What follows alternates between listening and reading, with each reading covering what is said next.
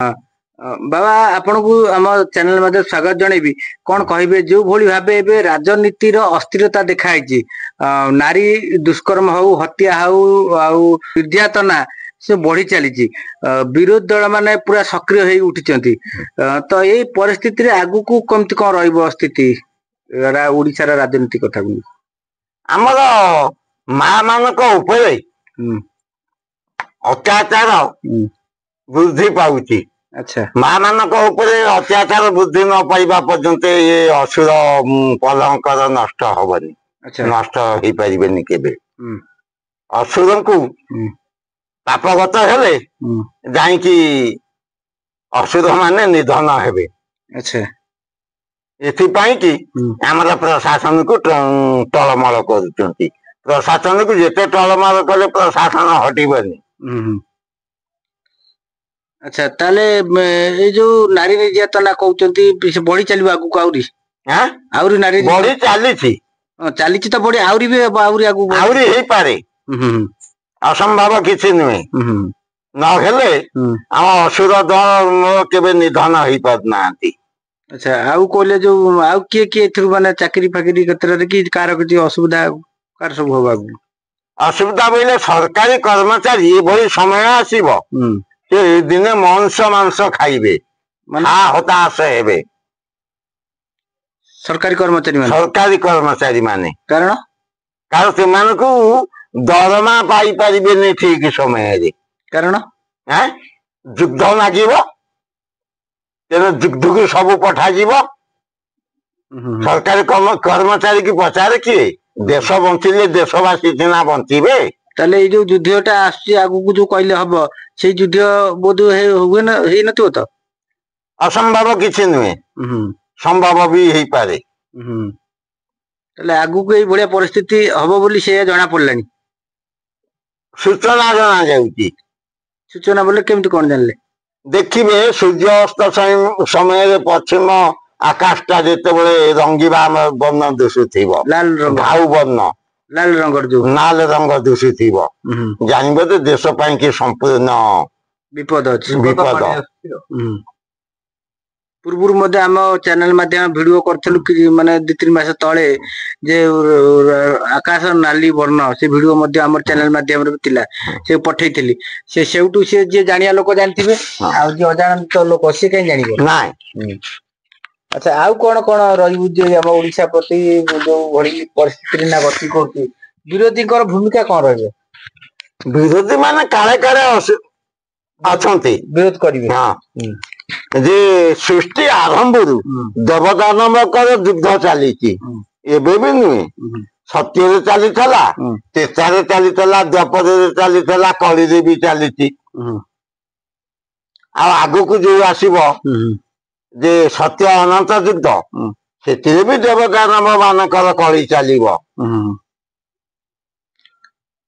जो बड़ी परिस्थिति रे केमिति कोन जो कुहाउची आगु को राष्ट्रपति जो शासन हबो से केबे कोन हबो सेटा समय आसिले हे जीवो माने आउ पाखा पाखी हे गरानी पाखा पाखी नाही सेटा डेरी अछि अच्छा अन्य जो कथा कुआ जाय ओडिसा माटी रे किछि लीला भी हबो प्रभुकर ता छडा हमर जो अछि जो जल प्रलय कथा कुआ जाउची विभिन्न राज्य रे मध्य हलानी आम ओडिसा से केबे कोन जल प्रलय रो शिकार हबो आम ओडिसा देशटा जलबिंब हबो बोली कि वर्तमान आम मान को प्रभु दारू ब्रह्म रक्षा करी चली।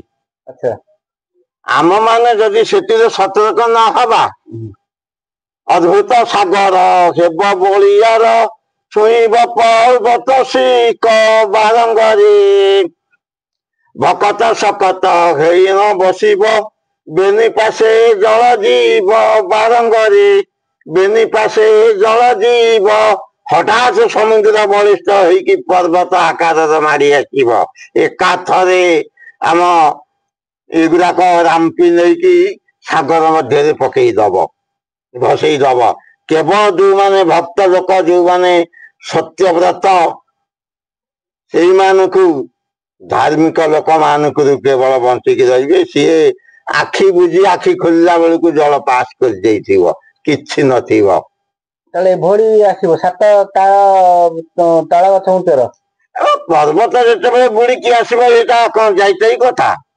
ତାଳ ଗଛ ଉଞ୍ଚର ପାଣି ଆସିବ। ତାଳ ଗଛ ତ ତାଳ ଗଛ ଟାୱାର ବୁଡିକି ଆସିବ। ଆଚ୍ଛା ଆଚ୍ଛା ଆଚ୍ଛା। ନୀଳଚକ୍ର ଜଗନ୍ନାଥ ମନ୍ଦିରଙ୍କର ନୀଳଚକ୍ର ଦେଇକି ଜଳ ଆସିବ। ସେ ସମୟ ବୋଧ ହୁଏ ସେ ସମୟ ଆଗକୁ ଅଛି। ଆଚ୍ଛା ହୀରାପାରା ଏକାଠି ଯୋଉ ହେବେ କଥା କୁହାଯାଏ ସେ କେବେ କଣ? ସେ ହେବେ ସେ ଯାଇ ହଉ ହଉ 34 ବେଳକୁ ହୀରା ଆଉ ପାରା ଏ ଭେଟା ଭେଟି। ଆଚ୍ଛା ହୀରାକୁଦ ବନ୍ଧକୁ ନେଇକି ବଡ ପ୍ରଶ୍ନ ଉଠୁଛି ସେ କଥା କଣ କହିବ? ହୀରାକୁଦ ବନ୍ଧ ତ ଦିନେ ଭଗ୍ନ ହବ। ସେ ଭାଙ୍ଗିବା ସମୟ ଟା କେବେ ଜାଣି? ଖୁବ ନିକଟ। ହଁ ସେଇ କଥା କୁହାହଉଛି ଖୁବ ନିକଟ। ତାହେଲେ ଆପଣ କହିବା କଥା ହୀରାକୁଦ ବନ୍ଧ ଟା ଭାଙ୍ଗିବ ନିଶ୍ଚିନ୍ତ। ନିଶ୍ଚିତ ନିଶ୍ଚିନ୍ତ ବୋଲେ ଏଇ ବର୍ଷ ନା ଆସନ୍ତା ବର୍ଷ? ଆଗାମୀ କି ମାଳିକା କହୁଛି ମାନେ 2026 26/6 ହୀରାକୁଦ ଉଛୁଳିବ। ଭାଙ୍ଗିବା କଥା କହିନି। ହୀରାକୁଦ ଯେ ଉଛୁଳିବ। 6ଟି ଜିଲ୍ଲା ଜଳମଗ୍ନ ହବ। 6ଟା ନା 13ଟା? 6ଟା ନା 13ଟା? 6ଟା। ଆଚ୍ଛା 6ଟା ଜିଲ୍ଲା ଥିଲା। 6ଟାରୁ 13ଟା, 13ଟାରୁ 17, 17ରୁ 24, 24ରୁ ବର୍ତ୍ତମାନ 30 ଜିଲ୍ଲା। ଆଚ୍ଛା ଆଉ କଣ ରହିଯାଇଛି କ୍ରିୟା ହେଇନି ଯୋଉ ଆମର ଆୟୁଧ ଭିତରେ ସବୁ ଚିହ୍ନ ଅଛି କେବଳ ଗଦା ଚିହ୍ନ ଆସିନି ସେ କେବେ ଆସିବ? ଗଦା ଚିହ୍ନ ଆସିଯିବ। କେବେ ଆସିବ? ଗଦା ଚିହ୍ନ ଆସୁ ଆସୁ 30 ବେଳକୁ ଆସିବ। 30 ପୂର୍ବରୁ ଆସିବ ଗଦା ସଂକେତ। 27 ଆଉ ସମୟ ନାଇଁ ନା? ନାଇଁ ଆଉ ସମୟ ନାହିଁ। ତେଣୁ ଗଦା ଆସିଗଲେ ପ୍ରଭୁଙ୍କର 4 ଆୟୁଧ ଆସିଗଲେ କାମ ଚାଲିବ ସରିଯିବ। ଗଦା ଚିହ୍ନ 27 ପଳେଇ ଆସିବ। ଆସିଗଲା ପରେ ଆଡେ କର୍ମ ଚାଲିଲା। ପ୍ରଭୁଙ୍କ ଲୀଳା କଳକି ଲୀଳା। ହଁ କଳକି ଲୀଳା ଏବେ ବି ଚାଲୁଛି। ଚାଲିଛି ସେ ପ୍ରକାଶ ଲୀଳା ଭଳିଆ ମାନେ ପ୍ରକାଶିତ ଲୀଳା ସବୁ ପ୍ରଭୁ ଦେବାଦେବୀ ସବୁ ରହିକି ଲୀଳା ଚାଲିବ। ସେତେବେଳକୁ ପାପୀଙ୍କ ସଂହାର ମଧ୍ୟ ହେଇଯାଇଥିବ ବହୁତ। ବହୁତ ହବ। ବର୍ତ୍ତମାନ ଅନନ୍ତ କଳିଙ୍କର ଲୀଳା ଚାଲୁଛି। ଅନନ୍ତ କଳିକି ଲୀଳା ହୋଇବ ଯାଇ ଅସୁର ମାନଙ୍କୁ ଦୃଶ୍ୟ ନୋହିବ ତହିଁ। ଆଚ୍ଛା ଏଇଟା ଅନନ୍ତ କଳିକି ଲୀଳା ଚାଲିବ ମିଶିକି। ହଁ ଆଚ୍ଛା ଅନନ୍ତ କେଶରୀ ଏବଂ ଲଲାଟ କେଶରୀ ଯେ କୃଷ୍ଣ ବଳରାମଙ୍କର ହବ। କିନ୍ତୁ ହିରୋ ହେବେ ଏଇ ଯୁଗର ହିରୋ ହେବେ ବଳଦେବ। ଅନନ୍ତ ତାଙ୍କର ସବୁ ପରିଚାର ହେବେ ଭଗବାନ କୃଷ୍ଣ। କୃଷ୍ଣଙ୍କର ଭୂମିକା ଏଥିରେ କିଛି ନାହିଁ। ବହୁତ ଅଛି କିନ୍ତୁ ସିଏ ତାକୁ ପାୱାରଫୁଲ କିନ୍ତୁ ବଳଦେବଙ୍କ ଆଦେଶରେ ଯାହା କରିବେ।